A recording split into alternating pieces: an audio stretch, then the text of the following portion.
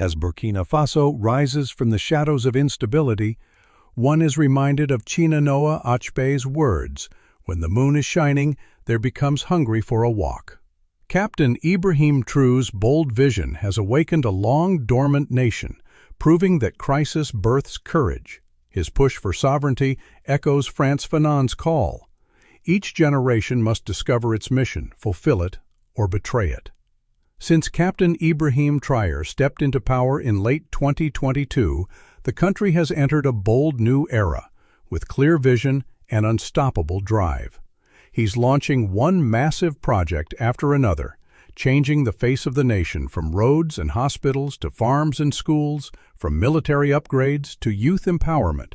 Every corner of the country is feeling the shift.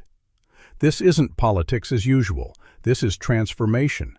Loud, clear, and unstoppable. Today, we're revealing the top 10 mega projects shaping the future of Burkina Faso. Each one tells a story of growth, pride, and ambition. And here's the shocker. Project 10 alone brought in $3.8 billion in 2023. That's not a small win. That's a global statement. Burkina Faso is reclaiming its voice. The page is turning, and like Sankara once dreamed, the people now walk upright into their future. So stay with us. You're about to witness how a nation once overlooked is now rising to command attention. And when you're done watching, tell us which project blows your mind the most. Welcome to the world of research. Welcome to the large family of wisdom in narrations. In a land once defined by challenges on the ground, a quiet revolution is now taking shape in the skies.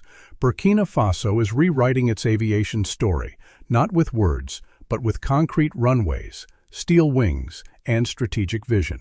You see, automatically the next day, or at least a few days later, Air France said they weren't coming to Burkina Faso because it was red. At the center of this transformation is Air Burkina, the national airline. After a 6-month suspension, it roared back to life on October 2, 2024, with a symbolic inaugural flight from Ouagadougou to Dakar, passing through Bamako.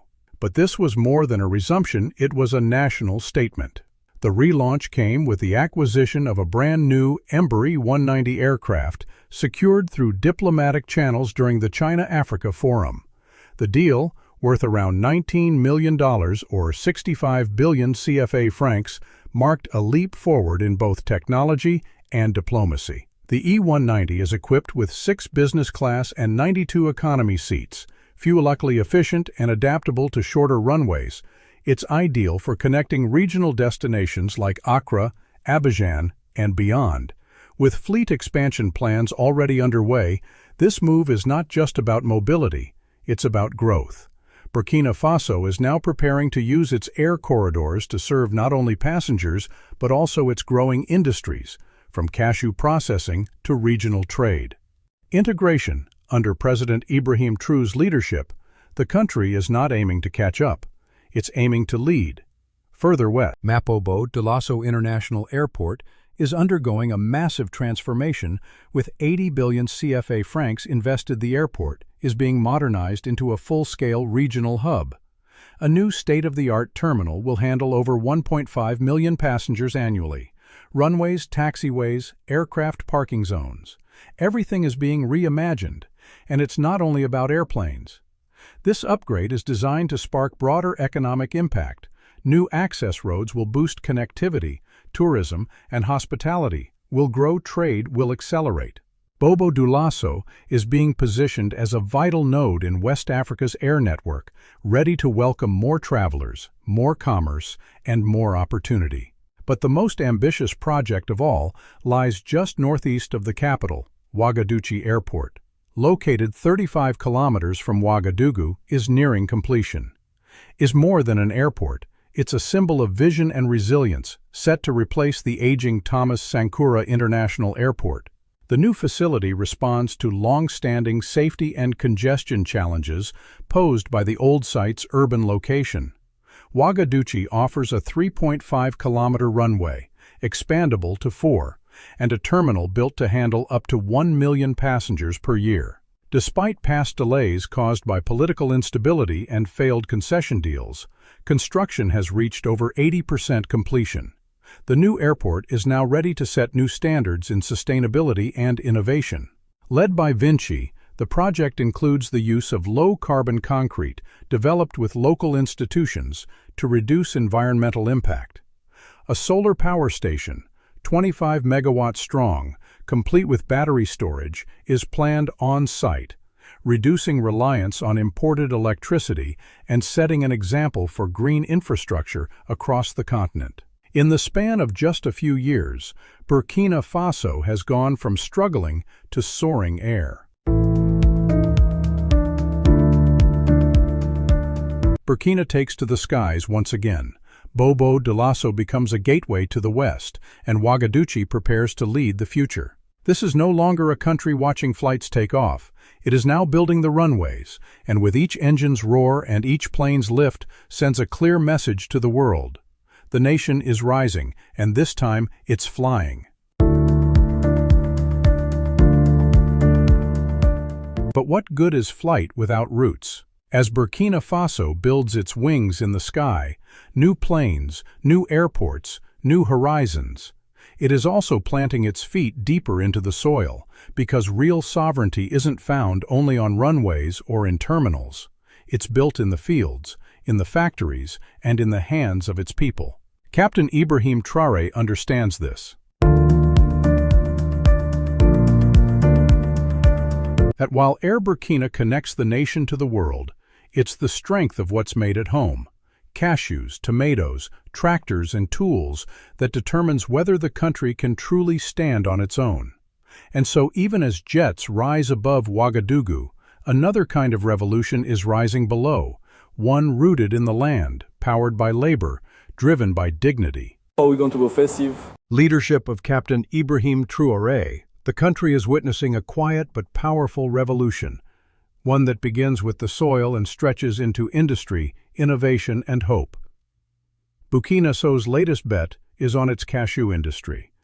Efforts to utilize its abundant cashew apples are already underway. This new 11 million processing plant in particular is expected to create a new world up to be in the heart of the nation. A massive cashew processing plant has risen. But this isn't just a factory. It's a message, a symbol of self-reliance and economic awakening, with the potential to employ over 20,000 people and projections suggesting up to 50,000 jobs. It's already becoming one of the largest sources of employment in the country.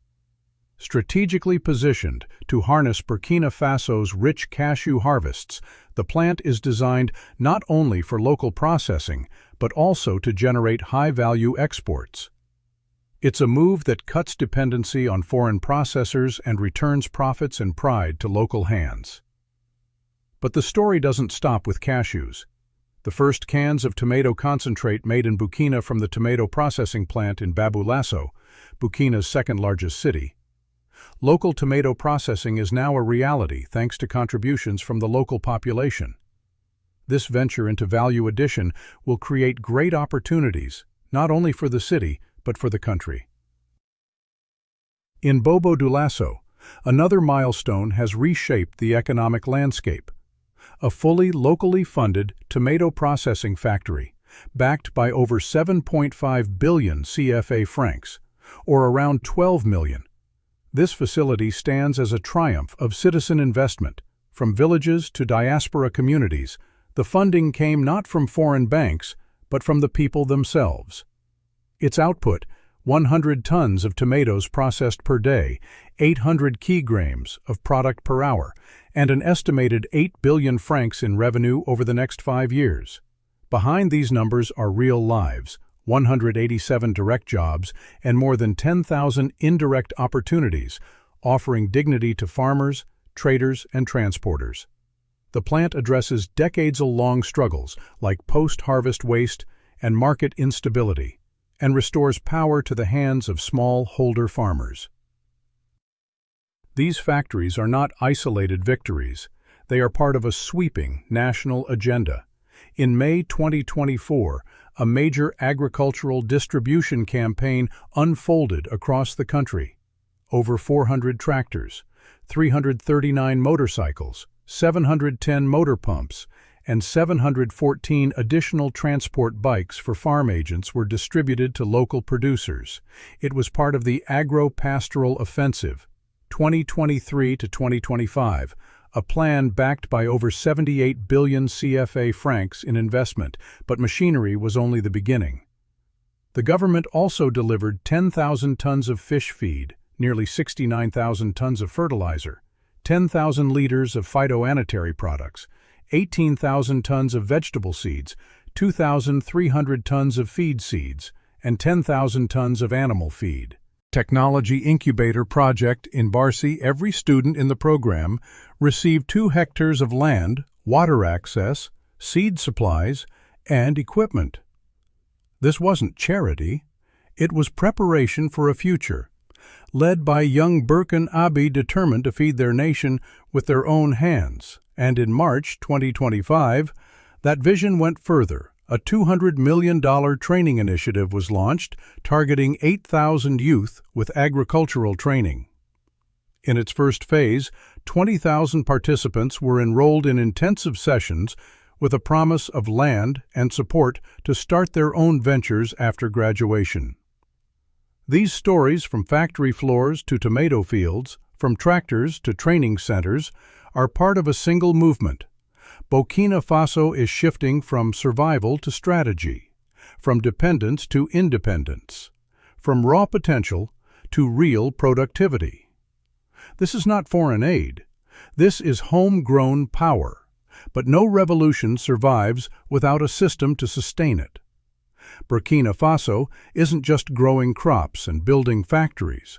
It's now unlocking capital to fuel them. What began in the fields is reaching the finance halls. What was once planted with hands is now protected with policy. Because for the cashew worker to rise, the trader must access credit. For the tomato processor to scale, a bank must say yes. For youth trained in agro centers, there must be seed money, literally and financially. And that's where the next phase begins. Burkina Faso now has a treasury, deposit bank, whose network is based on that of the public treasury, is structured, decentralized throughout the country. Thanks to the leadership of Captain Ibrahim Traore, on October 7, 2024, President Ibrahim Traore officially launched Postbank of Burkina Faso, BPBF, in Ouagadougou. A vision born in 1988 had finally taken form. Built with an initial capital of 15 billion CFA francs, or roughly $25 million.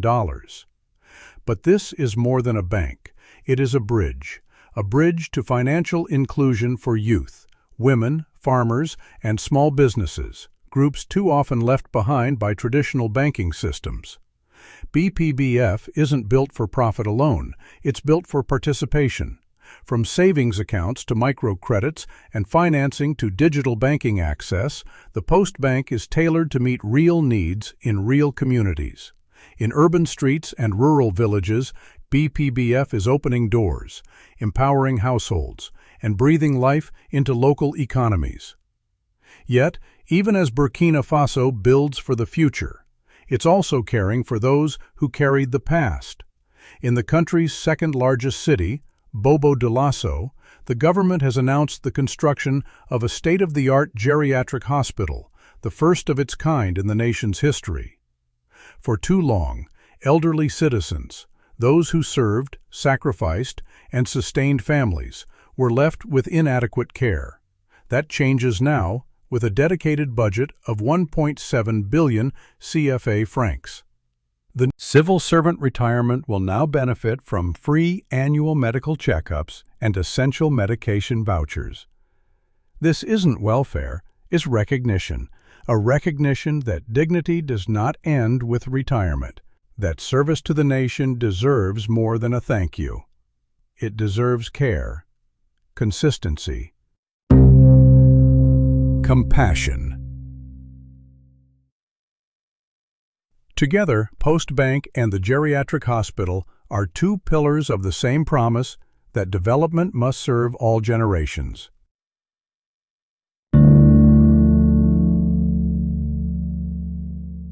From the young entrepreneur with an idea to the elder who once held the tools to build this country. But what good is a loan if there is no future to invest in? Burkina Faso is not stopping at financing today's needs. It's reaching deeper into the classrooms where tomorrow's leaders sit, into hospitals where lives hang in the balance, and into the soul of a nation still healing from its history. Because real development doesn't end with a signature at the bank or a ribbon at a hospital. It begins where the next generation is shaped, where wounds are treated, and where memory is honored.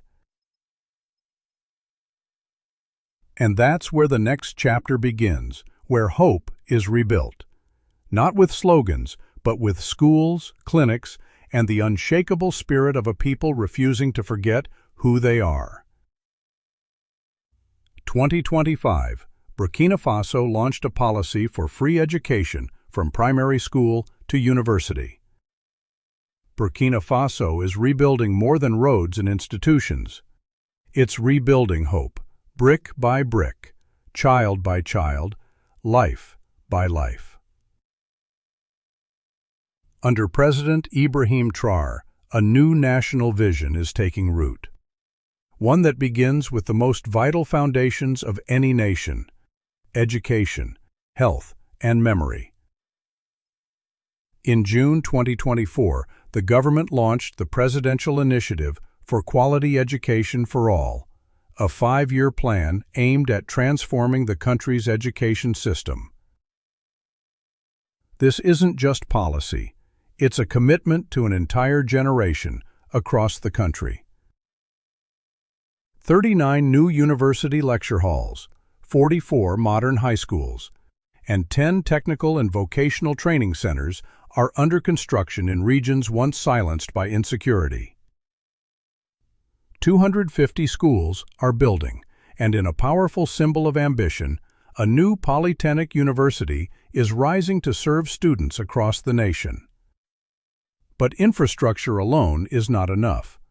The government has moved to make education completely free, from primary school to university, removing the financial barriers that kept thousands of young minds from reaching their potential. Alongside this curriculum, reforms and ongoing teacher training are reshaping the quality of instruction, turning classrooms into spaces where students not only learn skills, but also develop pride, purpose, and civic values. In the same spirit, the government is healing long-neglected wounds in the health. Unrelated tools, registration blue by ons themselves, online companies by Played the Bird, wife. In many motors of Corbel, Croth Carrignography, and colonoscopy services by the Universal instances to a strongly dignity, and the Rooms Carrigiver to Bolden Masters Unmarrieden Plaid to Raids 15% area. Burkina Faso deserved data, and Spoke Brian Troy has launched the Thomas Anara Mausoleum in the capital Ouagadougou. The Saturday event was attended by Senegal Prime Minister Ousmane Sonko and Canting Prime Minister Alamaya Helena. The mausoleum is a commemoration of former Burkinabe President Thomas Anara, who ruled the country from 1983 to 1987 and was credited for improving the country's development and growing its economy, while relying less on outside help. In the heart of Ouagadougou, a monument is rising, not in memory of power but in honor of purpose. The Thomas Sankara Museum, commissioned by President Traoré and designed by renowned architect Francis Carey, stands on sacred ground, the very place where Sankara and his comrades were assassinated in 1987. It spans 9,760 meters and is crowned by an 87-meter tower, symbolizing the spirit of Sankara's ideals: self-reliance, justice, and unity. As visitors ascend its spiral ramp, they retrace the path of revolution, challenging yet uplifting until they reach a panoramic view of the capital. There they will also find a restaurant shaped like Burkina Faso itself. Workshops, a media library, and open green spaces surround the site, reflecting Sankara's dreams of universal education, sustainable farming, and equality. It's more than a museum, it's a living classroom, a tribute, A promise that Burkina Faso will not bury its heroes, it will build with them. This is a nation reclaiming its voice through its schools, its hospitals, and its monuments, not through aid, but through action. Not by forgetting the past, but by building a future worthy of it. This is not the Burkina Faso the world once knew. This is the Burkina Faso that believes in itself, in its youth, and in a future no longer written by others. The foundation is laid. Now the nation rises. But the future cannot live only in textbooks and clinics. It must also walk the streets. It must have a home, because education means little if students sleep on the floor of crowded shelters. Healthcare cannot thrive if families are lost between villages and cities, and memory fades without a place to gather, to cheer, to dream. That's why Burkina Faso's transformation had to move beyond institutions. From the foundations of homes to the roar of stadiums, a new rhythm is rising. Burkina Faso is rising not only through policy or words, but in the visible transformation of its cities, its neighborhoods, and its national landmarks, from the capital to the countryside. His administration is building not just for today, but for generations to come. One of the most pressing challenges has been the displacement of thousands of Burkina due to insecurity. Instead of leaving these communities in limbo, the government responded with action. A bold housing initiative was launched, one that placed dignity and stability at its core. Over 1,000 social housing units are now being constructed across key regions, including Snor, Nord Plateau, Central, and Obasan. Backed by an investment of more than 5 billion CFA francs, these homes are not just walls and roofs. They are safe beginnings where families can rebuild their lives with hope. But this is only one part of a larger vision. Traoré's government is also reimagining the urban landscape. Roads, once broken, are being rehabilitated. New routes are being constructed to ease mobility and connect forgotten corners of the country. Public spaces, parks, walkways, and community hubs are being restored to breathe life into cities and to make them not only livable but uplifting. This commitment to infrastructure is echoed in one of the nation's most iconic landmarks, Stade Ducat, or the August 4th Stadium in Ouagadougou. More than concrete and seats, this stadium is a living monument to Burkina Faso's revolutionary heartbeat. It bears the name of the date when in 1983, Thomas Sankara led a transformative revolution that forever changed the country's path. With a seating capacity of 35,000, it is the proud home of Lialon, the national football team. It is where voices rise in unison, where hope is cheered, and where unity is felt. Not just seen, but time had worn its walls. The stadium needed more than maintenance, it needed renewal. Under President Traoré's directive, the stadium underwent a sweeping renovation. Spectator seating was upgraded for comfort. The pitch was rebuilt to meet international standards. A new lighting system and digital scoreboard were installed, enabling night matches and high-quality live broadcasts. Athlete facilities, including changing rooms and VIP lounges, were completely refurbished. Security was strengthened. Accessibility was enhanced. From housing the vulnerable to reviving historic grounds, the country is not standing still. It is being rebuilt with purpose. One home, one road, one stadium at a time. But what good is a rebuilt city if it lives in the dark? A home needs power. A hospital needs light. A stadium needs energy to roar. For all the concrete being laid and roofs being raised, none of it matters without the current that brings it to life. And that's where Burkina Faso's next battle begins, not on land, but in the grid, not with bricks, but with vaults. Because for this nation to rise fully, it must control the Ibrahim Traoré. It is no longer begging for energy, it is building it. Burkina Faso is a landlocked nation long defined by limitation. But today it is turning those limitations into leverage, charting a bold new course through energy sovereignty. In 2023, a historic agreement was sealed between President Ibrahim Traoré and Russian President Vladimir Putin. The outcome? A $4 billion nuclear power project to be built in partnership with Russia's state nuclear agency, Rosatom. This is not simply a power plant, it is a transformation. Once reliant on imported oil and fragile biomass systems, Burkina Faso is now placing nuclear energy at the center of its future. Scheduled for completion by 2030, the facility is expected to meet the country's full electricity demand and even supply power to neighboring nations. This would position Burkina Faso as a regional energy hub in West Africa for the first time in its history. The project includes more than infrastructure. It brings educational programs, training opportunities, and public awareness campaigns designed to help citizens understand the peaceful and powerful role of nuclear energy in modern development. But nuclear is just one side of the story. At the start of 2024, Burkina Faso made another strategic energy move, acquiring the Tema oil terminal, a major hydrocarbon depot on Ghana's Atlantic coast, for $70 million. For a landlocked country, this is a game-changer. This acquisition gave Burkina Faso direct access to coastal fuel storage, cutting its dependence on overland fuel routes that were vulnerable to political and logistical disruptions. By owning this operational depot, the country not only secures its fuel flow, but also strengthens its national hydrocarbon company and modernizes the energy supply chain. Logistics that once choked growth are being unblocked. Energy that once felt out of reach is now in the nation's hands. To reinforce this momentum, Burkina Faso commissioned a new domestic storage facility in its western region, adding another 104,000 CUB meters of fuel storage capacity. It's a step that matters for a country where, as recently as 2020, only 21% of the population had regular access to electricity, and where many still rely on biomass to cook, heat, and survive. But these are not numbers anymore. They are turning points, hydrocarbons to stabilize. Today, nuclear to power tomorrow.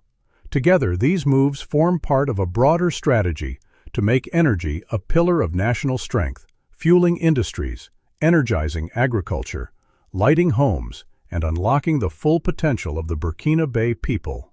Burkina Faso is no longer sitting at the edge of the global energy conversation. It is stepping onto the stage with bold plans, strong partners, and a fierce belief that access to energy is not a luxury, it is a right. And this time, the light will not go out, but even power needs pathways. What use is electricity if it can't reach the farm, or fuel if it's trapped behind broken borders? Energy fuels progress. But without roads, rails, and ports, that progress has been stalls. That's why Burkina Faso is not only generating power, it's laying the tracks to carry it from nuclear plants to inland ports, from fuel terminals to village roads. The mission is clear. Sovereignty is not a slogan, it is structure, it is movement, it is access. And now the ground is shaking, not from instability, but from machines, from ambition, from the sound of a nation building its way forward. For decades, Burkina Faso has struggled to overcome the invisible barrier of disconnection. A landlocked nation with vast promise but with roads that ended in dust and trade that faded before reaching its borders. As of 2022, after 62 years of independence, the country had only 3,642 kilometers of paved roads. That number told a story of isolation, of missed opportunity. But under President Ibrahim Traoré, that story is being rewritten with machines, with sweat, with purpose. In one of the most ambitious infrastructure projects in the country's history, the government has launched a bold initiative to construct 50,000 kilometers of roads by 2029. Not by outsourcing the work to foreign contractors, but by investing in its own people. Over 900 machines have been procured, not for international corporations, but for Burkina Faso. Engineers trained, empowered, and trusted to build the foundations of their own nation. This is not just construction, it is reclamation. Roads now stretch toward villages that were once cut off. They connect markets to cities, children to schools, patients to clinics. And they carry more than vehicles, they carry a vision of a unified, resilient, and self-reliant Burkina Faso. But roads are only one part of the infrastructure revolution. In the country's second-largest city, Bobo-Dioulasso, a transformative $253 million project is taking shape. The Bobo Dry Port, strategically located near the borders of Côte d'Ivoire, Mali, Senegal, and Niger. This inland port is more than a logistical upgrade, it's a strategic power move.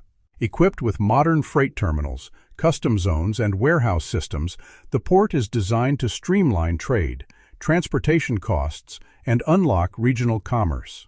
Once operational, it will serve as a vital hub for West Africa, allowing Burkina Faso to compete, not from the sidelines, but from the center. Goods that once took weeks to clear borders will now move swiftly.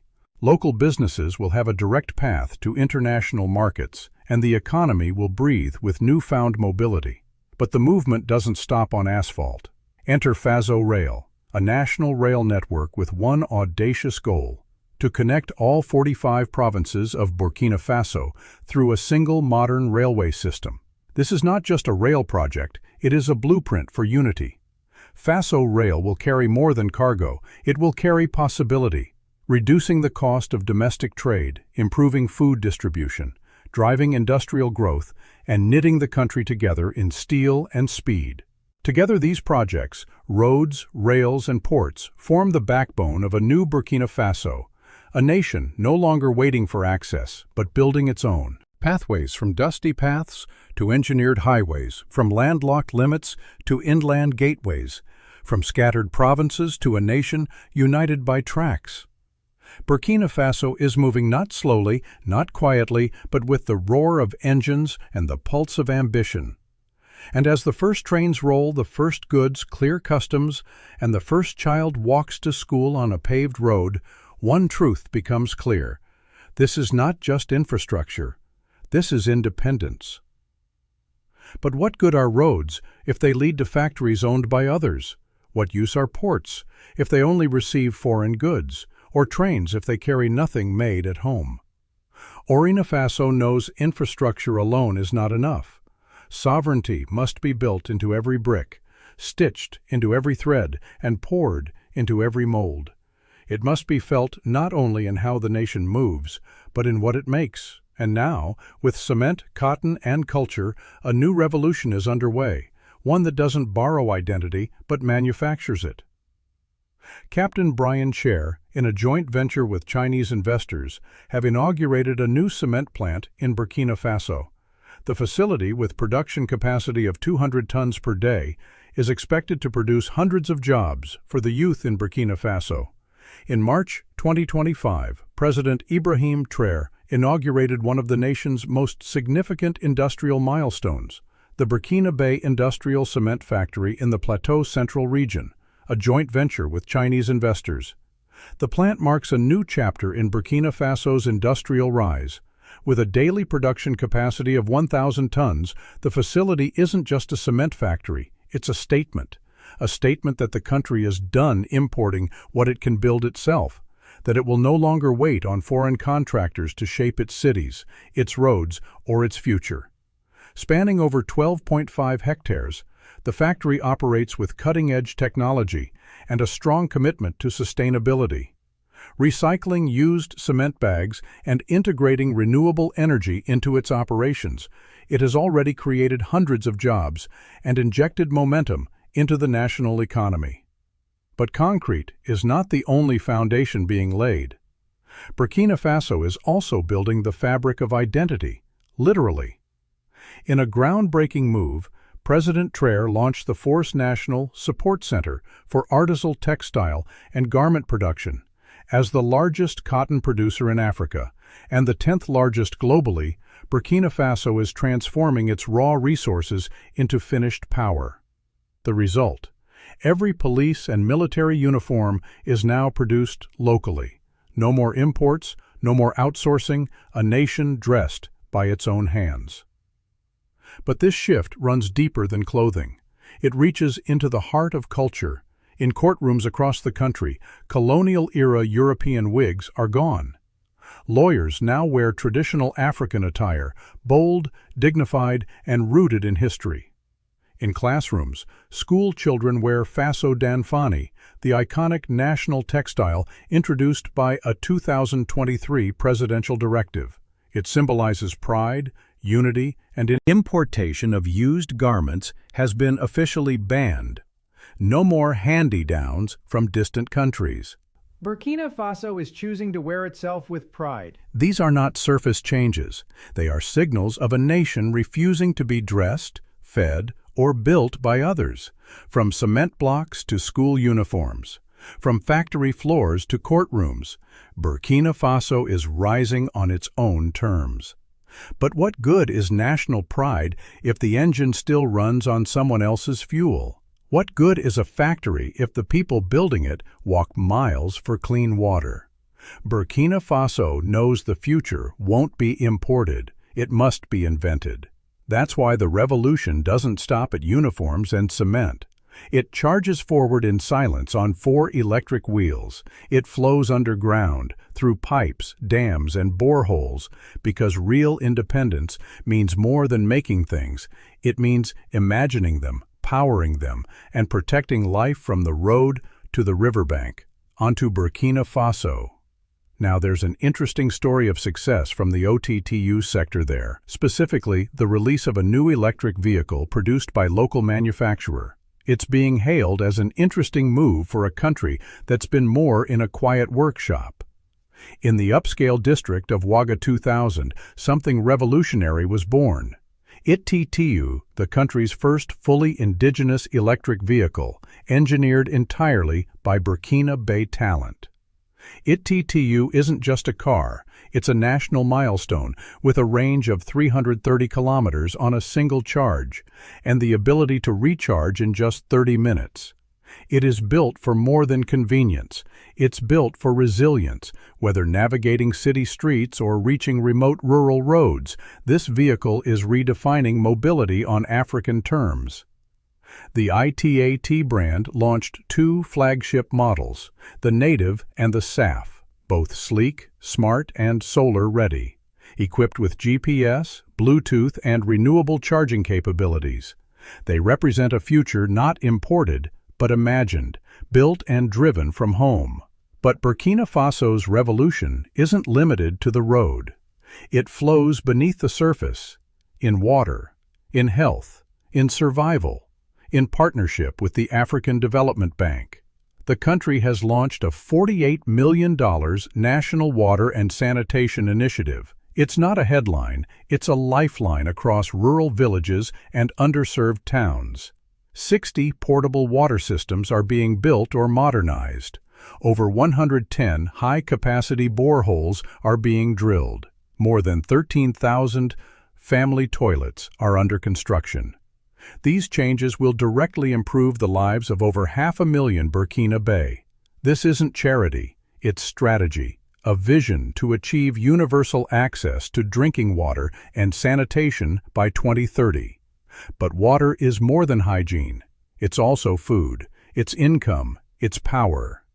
At the Samandeni Dam, a new fish stocking operation is underway, aiming to produce up to 70,000 tons of fish annually. That means jobs.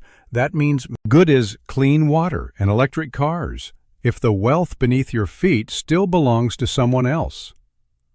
Burkina Faso has powered homes, lit roads, and quenched thirst, but true liberation means owning what lies deepest, its minerals, its markets, its meaning. Now the ground itself is speaking, not with silence, but with gold, because a nation that builds its future above must also reclaim the treasures below and under. President Traoré Burkina Faso is no longer trading its inheritance for crumbs. It's smelting it into power, into policy, into pride. The Burkina Faso government has granted mining license to a Russian company called N Gold for a gold project. The Burkina Faso government seeks to strengthen the economy by leveraging on the gold in Burkina Faso. I mean its dayas in the first place. Burkina Faso is taking back control not just of its land, but of what lies beneath it. For decades, the country's gold was mined by foreign companies, refined abroad, and returned as profits that never reached the people. But in late 2024, that story began to change under President Ibrahim Traoré. Burkina Faso launched its fourth gold refinery, a move that marks a strategic shift from exporting raw gold to processing it on home soil. The refinery, built in partnership with Marina Gold, carries an annual refining capacity of 150 tons. It's not just a technical upgrade, it's a declaration of ownership by refining gold locally. The country is keeping more value within its borders, creating hundreds of jobs and thousands of opportunities. The project is expected to generate around 100 direct jobs and over 5,000 indirect ones, impacting families, communities, and local economies across the nation. And this isn't happening in isolation. Burkina Faso's Bango and Wagnen gold mines now belong to the government. Until Tuesday, the 27th of August 2024, the Bango and Wagnen gold mines were owned by an African mining company. However, Ouagadougou has agreed a deal to nationalize the mines for around $80 million. In August 2024, the government nationalized two of the country's most strategic gold mines, Bango and Ouaga, a bold decision, one that drew criticism from some foreign interests. But to the people of Burkina Faso, it was justice. In 2023 alone, the country produced approximately 58.3 tons of gold, earning $3.8 billion in export revenue. That gold now will begin to flow through Burkinabe hands, through Burkinabe refineries, toward Burkinabe futures. But even more quietly, a deeper shift is taking place. Burkina Faso's Bango and Wagnen gold mines now belong to the government. Until Tuesday, the 27th of August 2024, the Bango and Wagnen gold mines were owned by an African mining company. However, Ouagadougou has agreed a deal to nationalize the mines for around $80 million, and Devil Mining, which agreed to sell Bango and Wagnen in a move that turned heads across, stepping away from traditional Western partnerships, many of which were tied to colonial legacies, and instead forging alliances that serve national interests. The deal with Russia coincided with the re-establishment of the Russian embassy in Ouagadougou after 31 years of closure. At the same time, French troops were ordered to leave Operation Sabre. The last military footprint of France in the region was officially ended, and in one of the most symbolic gestures yet, the government dropped French as the country's official language, elevating local languages to promote unity and reclaim cultural pride. The creation of a national gold reserve, along with the establishment of the state-run mining company Société Participaso, further cements the country's course. This is no longer a nation waiting for development. This is a nation designing its own destiny. Burkina Faso isn't simply mining gold. It's mining dignity. It's reclaiming value, and it's breaking from the past with fire and steel. Burkina Faso is not waiting for inclusion to come from outside. It is building it from within, finance for the underserved, healthcare for the forgotten, a future that honors everyone who walks its soil. This is not just progress, this is purpose. Tell us which project you're most excited to see finished, and what you think in the comments. Thanks for watching. I wish you better life. Foods and money stay in the Big Wins family.